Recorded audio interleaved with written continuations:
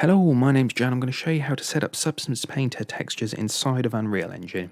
If you find this helpful, please like and subscribe for more videos, and don't forget to check out my website 3dassetlibrary.com for Unreal and Unity Engine assets. So here we go. What I've got here is I've got my three texture maps exported out of Substance Painter using the Unreal setting. So you've got your color, normal, and your mask maps. So what we'll do is we'll click on the Occlusion Roughness Metallic map. This is important, and over the left here, or over the right, sorry, you'll see sRGB. Untick that, press save. Now, depending on what's in here, it may take a while. So what we'll then do is create a new material, right-click on material,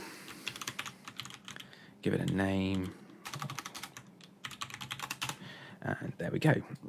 And then what we want to do is we want to grab our three maps and just drag them into our material window. So now what we'll do here is we will just lay them out,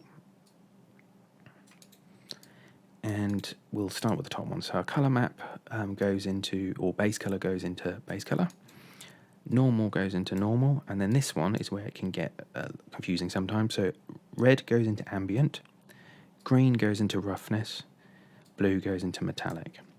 And press save, always press save.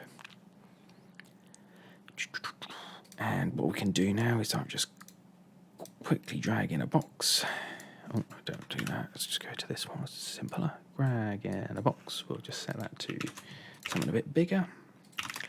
And now drag our material on there, and we're done.